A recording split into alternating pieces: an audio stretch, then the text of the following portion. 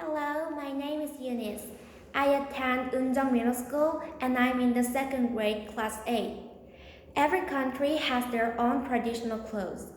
Do you know about the clothing that Koreans wore in the olden time? It is called hanbok. Let me explain how wonderful our hanbok is. People started to use the term hanbok in the late 19th century when Western products were imported in Korea.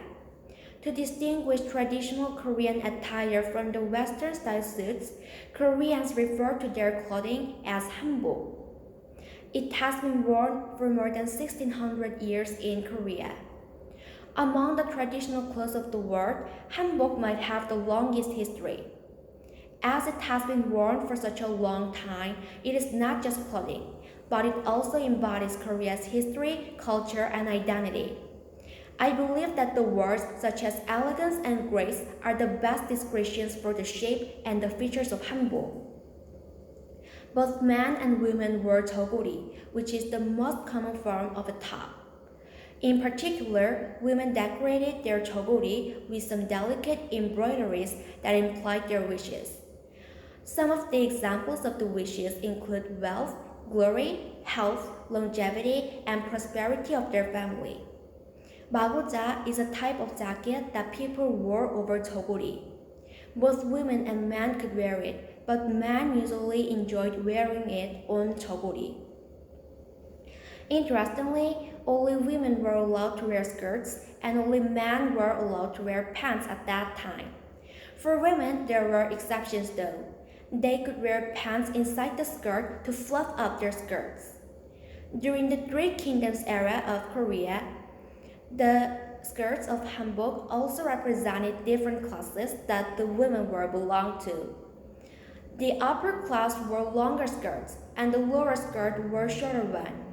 The size of pants was also big, so that it was suitable for sedentary lifestyles.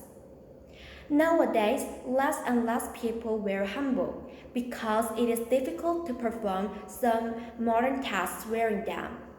Still, we Koreans wear hanbok on a special occasion or during the national holidays such as the New Year's holiday and Korean Thanksgiving Day. In particular, it is traditional for newlywed couples to wear hanbok for their wedding reception and for the celebration of a child's first birthday. I've done some research for hanbok and it was interesting and helpful.